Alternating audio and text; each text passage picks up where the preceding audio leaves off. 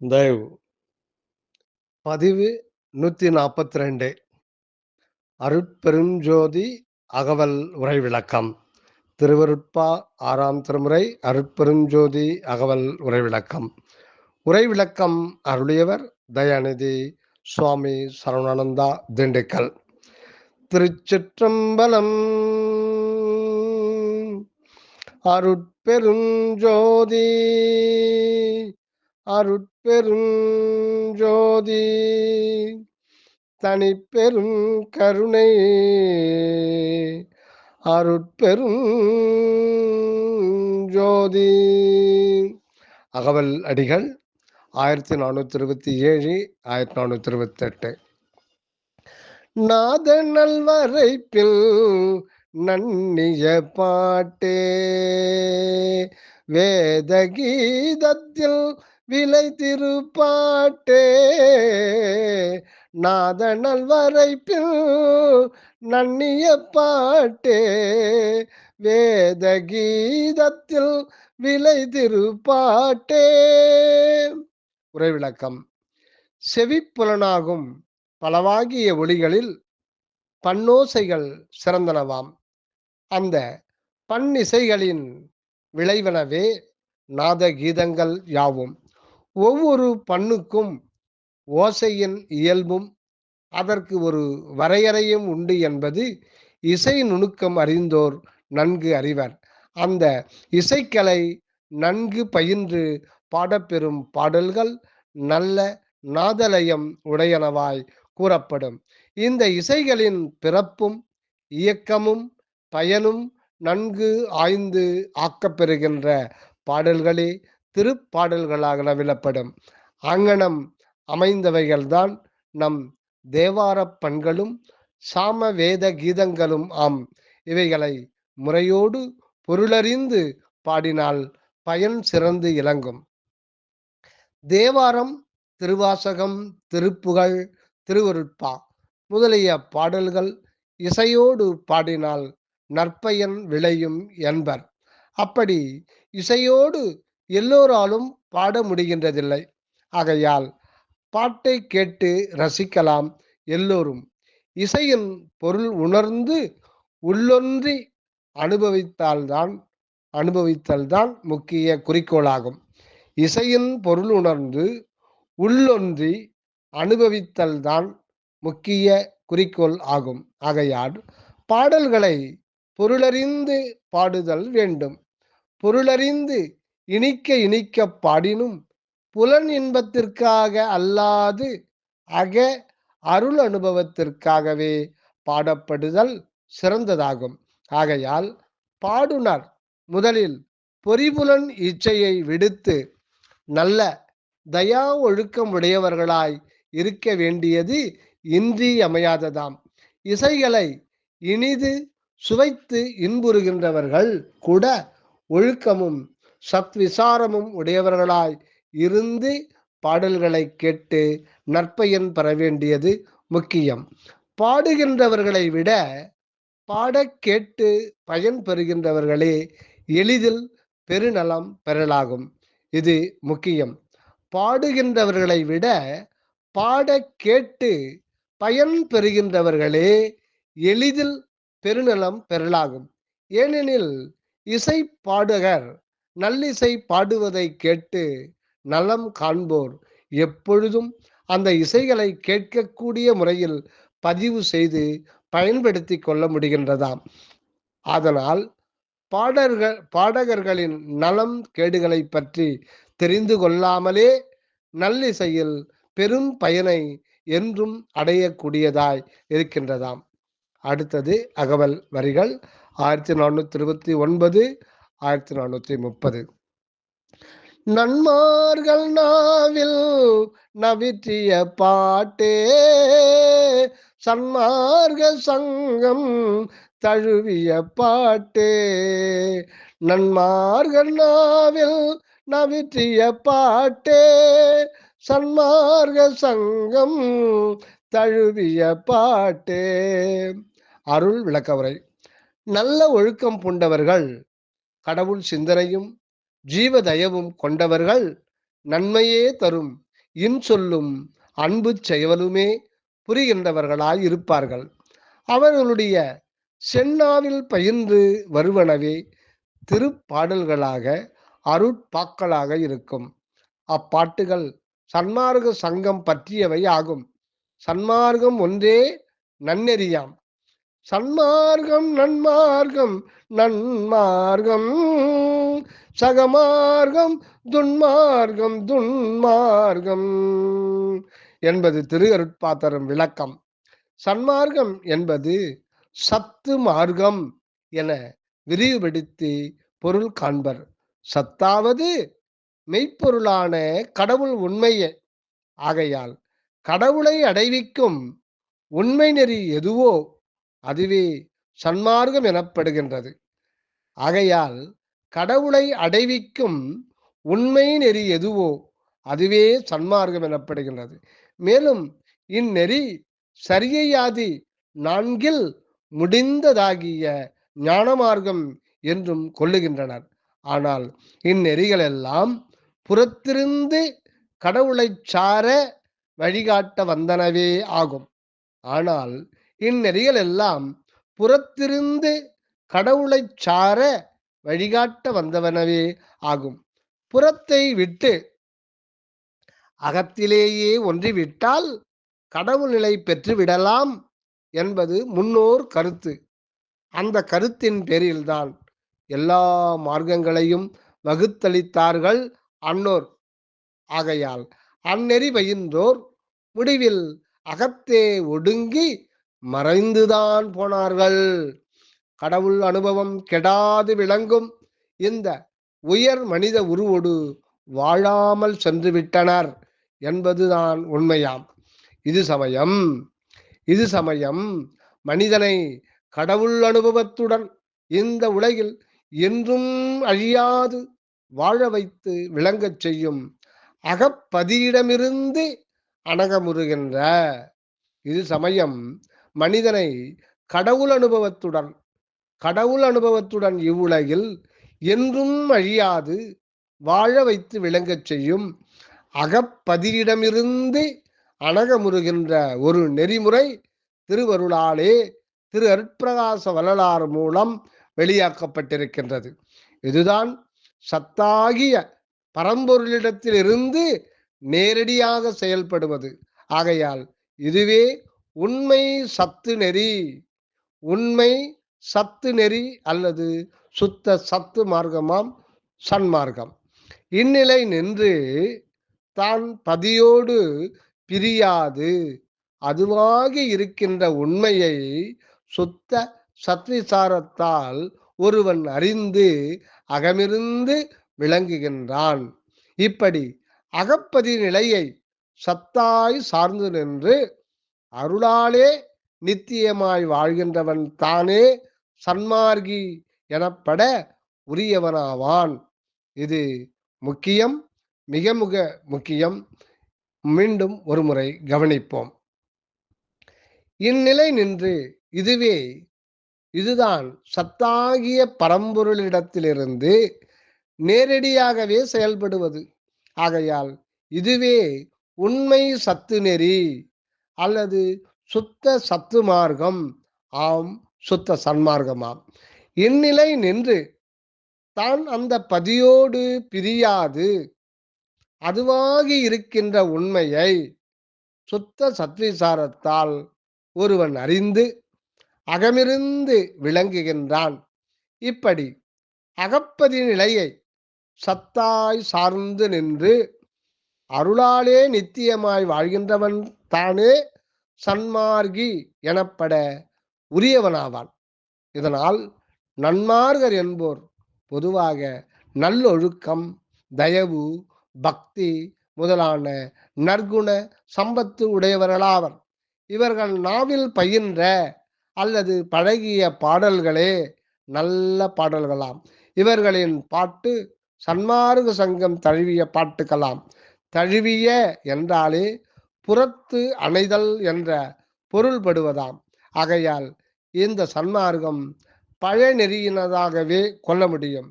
ஆகையால் நம் அகம் நின்று ஒளிர், நம் அகம் நின்று ஒளிர்கின்ற அருட்பெருஞ்சோதி நின்று ஒளிக்கின்ற அருட்பாவே என்று சுத்த சன்மார்க்க பாடலாக அறிந்து கொள்ளப்படுகின்றதாம்.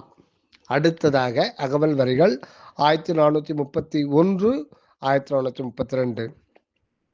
நம்புறும் ஆகமம் நவிற்றிய பாட்டே எம்பலமாகிய அம்பல பாட்டே.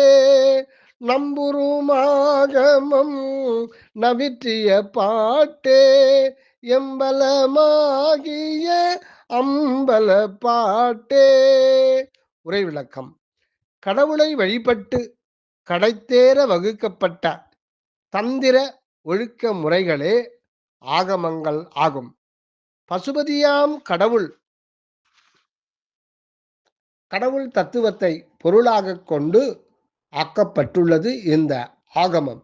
இதுவே பதிநூல் எனப்படும். வேத மந்திர சொரூபியாகிய கடவுளை விளக்கும் உரையே இத்தந்திர ஆகம முறையாம். இது பதிநூல் எனவும், புராணங்கள் பசுநூல் எனவும், இதிகாசங்கள் பாசநூல் எனவும் கொள்ளுவர் ஒரு சாரார். இந்த ஆகமமே முப்பொருள், அதாவது ஆ என்றால் பசு. ஆகமம் என்ற சொல்லிலே ஆ என்ற எழுத்து பசுவை குறிக்கிறது. கா என்பது கடவுள், மா என்பது மலபாசம் ஆகிய மூன்றும் கொண்டது எனவும் கொள்ளப்படும். அன்றியும் ஆ என்பது ஆணவம், கா என்பது கண்மம், மா என்பது மாயை என்னும் மும்மலங்களையும் அருட்பக்குவத்தால் மாற்றி மெய்ப்பொருள் அனுபவத்தை வழங்கும் நூல் இது என்பதும் சிலர் கொள்கை. இப்படி பலரால் நம்பப்பட்டுள்ள ஆகம நூற்பாக்களே நம்புறும் ஆகமம் நவிற்றிய பாட்டு ஆகும். நமது உயிர், அறிவு, ஆற்றல் எல்லாம் ஆகியது அகம் ஒளிர் அம்பலத்தே ஒளிர்கின்ற பா ஆகும். இதுவே எம்பலமாகிய அம்பல பாட்டு என்று குறித்துள்ளார் நம்பெருமான். நமது உயிர், அறிவு, ஆற்றல் எல்லாம் ஆகியது அகம் ஒளிர் அம்பலத்து ஒளிர் பா ஆகும். இதுவே எம்பலமாகிய அம்பல பாட்டு என்று குறித்துள்ளார் நம்பெருமான். அம்பல பாட்டே அருட்பாட்டு, அல்லாத பாட்டெல்லாம் மருட்பாட்டு. அம்பல பாட்டே அருட்பாட்டு, அல்லாத பாட்டெல்லாம் மருட்பாட்டு என்று நாமாவளியில் கூறியுள்ளார். நம் சிறநடு அம்பலத்தே திகழும் கடவுள் ஜோதியே மெய்ப்பொருளாக உள்ளதால் அதுவே அந்த அம்பலத்தில், அதாவது அம், பல், அம் மூன்று சொற்கள் அடங்கியதே அம்பலம் என்ற வார்த்தை. அம்பலத்தில் பகர பீடத்தில் ஒளிர்கின்ற உண்மை அருட்பா ஆகும். அந்த உண்மை பொருளாய் அருட்பெருஞ்சோதி தனிப்பெருங்கருணை ஒளிர்கின்றது. அதனையே நமக்கு விளக்கி காட்டி கூட்டி வைக்க ஆக்கி அளிக்கப்பட்டுள்ளதுதான் திருவருட்பா என்றால் அது முழு உண்மையே ஆகும். அந்த அகம் ஒளிர் பா தரு பொருளே இந்த அகவற்பாவின் பொருளும் ஆகும். அடுத்ததாக அகவல் வரிகள் 1433, 1434. என் மனக்கண்ணே என் அருட்கண்ணே என்னிரு கண்ணே என் கண்ணுன் மணியே. என் மனக்கண்ணே என் அருட்கண்ணே என்னிரு கண்ணே என் கண்ணுன் மணியே. உரை விளக்கம். சிறந்த இம்மனித பிறப்பில் சிரம் தான், அதாவது தலைதான் சிறப்புடையது என்பர். அதிலும் கண்ணே மிக சிறந்தது ஆகும். இந்த முகத்தில் உள்ள புறக்கண்களே அக உணர்ச்சிகள், அனுபவங்கள் பலவற்றிற்கும் உதவும் சாளரங்களாகும். மெய்ப்பாட்டின் வெளியரங்கமும் இவையே. இந்த கட்புலனுக்கு நோக்கும் ஆற்றல் அக உயிர் ஒளியால் கண்மணியின் ஆறாக வெளிப்படுகின்றதாம். இந்த கண்ணாகிய புலனுக்கு கட்புலனுக்கு நோக்கும் ஆற்றல், நோக்குகின்ற ஆற்றல் அக உயிர் ஒளியால் கண்மணியின் ஆறாக வெளிப்படுகின்றதாம். இந்த புறக்கண்ணால் காண்கின்ற காட்சி சிற்றளவே ஆகும்.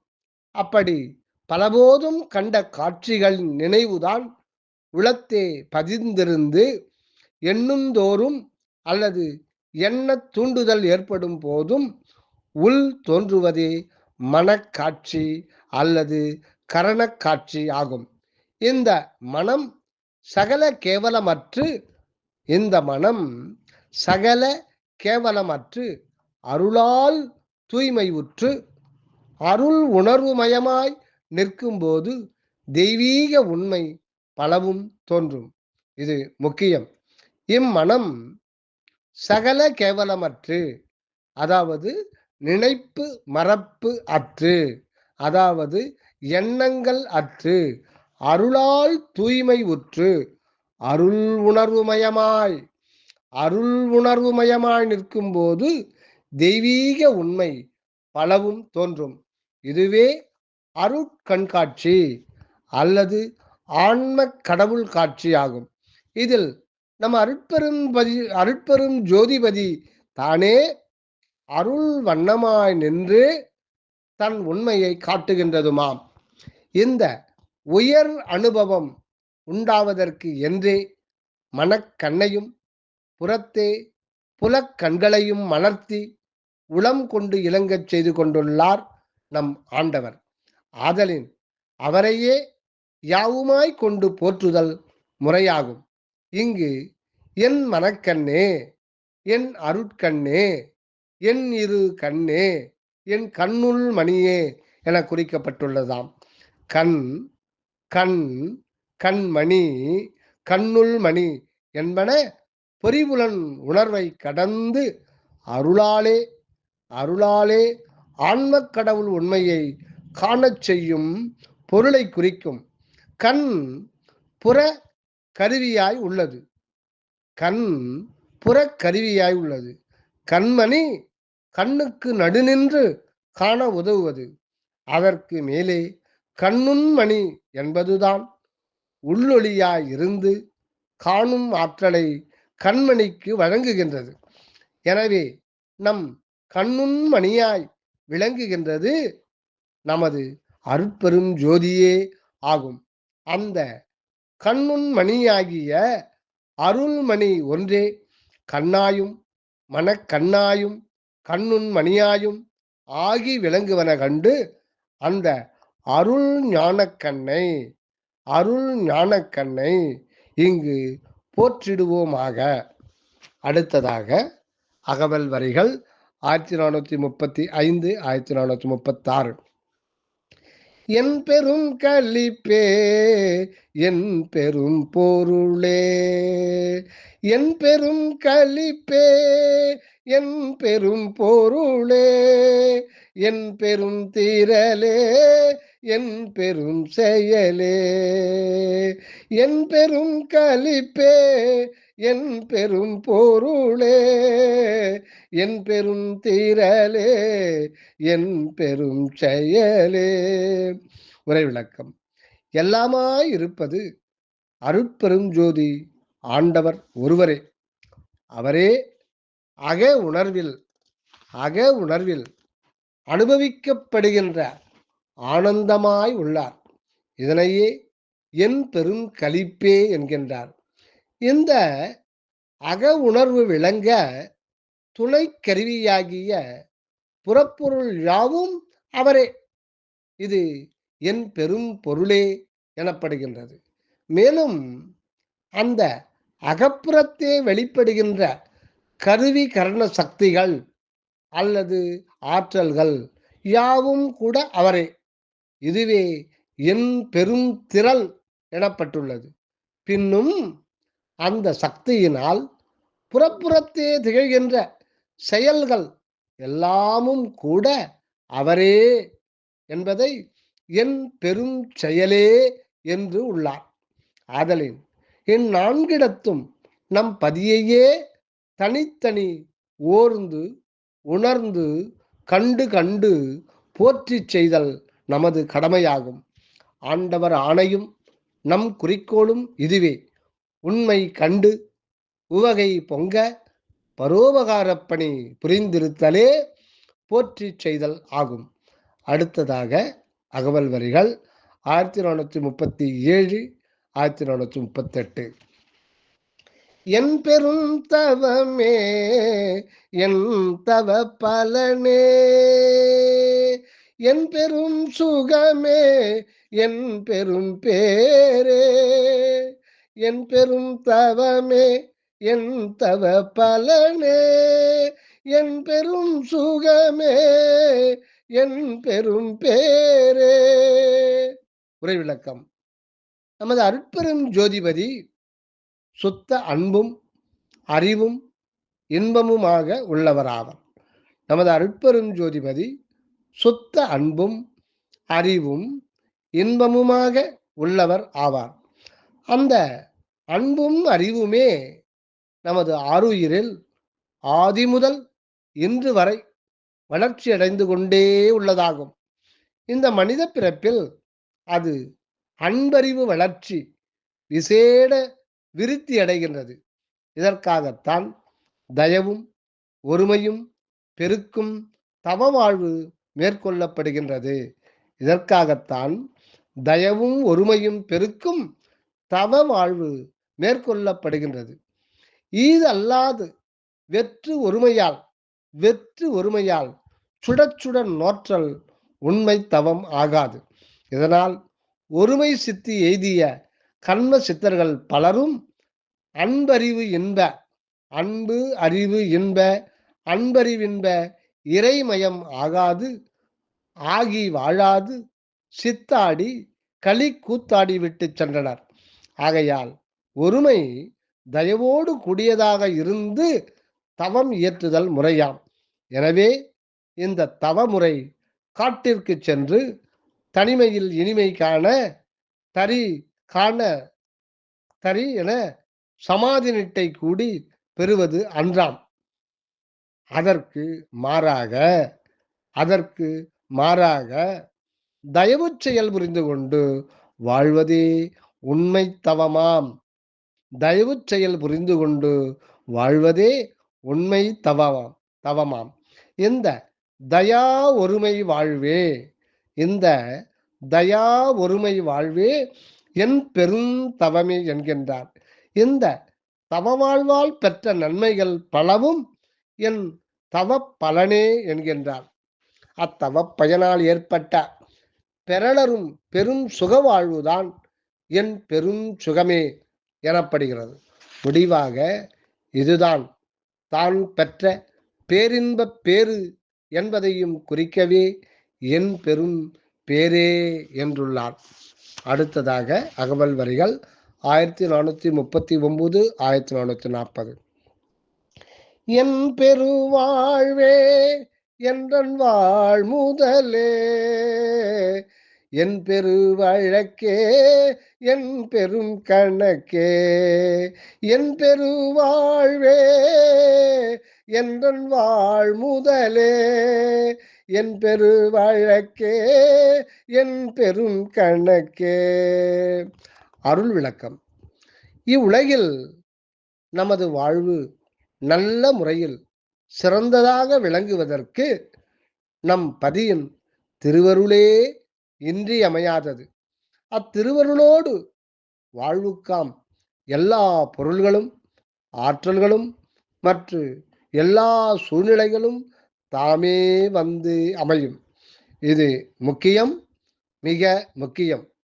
இவ்வுலகில் நமது வாழ்வு நல்ல முறையில் சிறந்ததாக விளங்குவதற்கு நம் பதியின் திருவருளே இன்றியமையாதது. அந்த பதியின் திருவருளோடு வாழ்வுக்காம் எல்லா பொருள்களும் எல்லா ஆற்றல்களும் மற்ற எல்லா சூழ்நிலைகளும் தாமே வந்து அமையும். ஆதலின் அவரையே என் பெரு வாழ்வே என்றும் என்றன் வாழ் முதலே என்றும் போற்றுகின்றார் நமது வள்ளல் அடிகளார். வாழ் முதலாவது வாழ்வுக்கு முதற்பொருளாய் உள்ள நம் பரம்பொருளே ஆகும். வாழ்வு ஆகிய வியாபாரத்திற்கு முதல் தொகையாக உள்ளது நம் அருட்ஜோதி நிதியே ஆகும். உலகப் பொருள் வாணிபத்தில் கிடைக்கும் லாபம் பொருளே ஆகும். அதனால் சிறு இன்ப வாழ்வு பெற்று முடிவில் ஒழியவே நேரும். ஆனால் அருள் முறையில் கிடைக்கும் ஆதாயம் அருட்பரம்பொருளாகவே இருத்தலின் அதனால் கிடைக்கும் லாபமும் பேரின்பமும் கொண்டு அழிவற்று விளங்குவதாய் உள்ளதாம். மேலும் அருட்பெரும் பதியேதான் நமக்கு நீதியாகவும் நீதி சட்டமாகவும் வாழ்க்கை வழக்க விதியாகவும் வாழ்வின் நியதியாம் வரவு செலவு கணக்காகவும் உள்ளதாம். இந்த உண்மை கண்டே என் பெரு வழக்கே என் பெரும் கணக்கே எனவும் போற்றியுள்ளார். ஒருவன் பிறவிகள் தோறும் அறப்பொருள் தேடி அகபாங்கில் அதாவது பேங்கில் சேமித்து கொண்டு வந்துள்ளான். ஆனால் இந்த உண்மை சேகரம் இவனுக்கே தெரியாதபடிதான் திருவருளாலே இவன் பேரில் வரவு கணக்கில் குடி வந்துள்ளதாம். ஒருவன் பிறவிகள் தோறும் அறப்பொருள் தேடி அகபாங்கில் சேமித்து கொண்டு வந்துள்ளான். ஆனால் இந்த உண்மை சேகரம் இவனுக்கே தெரியாதபடிதான் திருவருளாலே இவன் பேரில் வரவு கணக்கில் கூடி வந்துள்ளதாம். இந்த நிதியை பிற எவரும் எவ்விதத்தும் வழக்கிட்டு பெற்றுவிட முடியாது. நம் பதியும் நமது உரிமை பொருளை குறைத்தோ இல்லை என்று பொய் கூறியோ தவறான கணக்கு காட்டியோ பட்டிமை வழக்கிட்டோ அதாவது வஞ்சனை வழக்கிட்டோ மோசம் செய்துவிடவே மாட்டார். நாம் அருட்பக்குவம் அடைந்து அருள் மனவாழ்வுக்கு உரியவராகும் சமயம் நம் பொருள் முழுவதையும் வட்டி மேல் வட்டியிட்டு கோடி கோடியாக பெருக்கி நமக்கு உரிமையாக வழங்கி கணக்கை முழுவதும் தீர்த்துவிட உள்ளார். இந்த உண்மை எல்லாம் இந்த ஓரடியில் அடங்கியதாய் காண்கின்றோம். தயவு அருட்பெரும் ஜோதி தனிப்பெரும் கருணை அகமிருந்து வருக அருளுடன் அனகமாக வாழ்க தயவுடன். தயவு.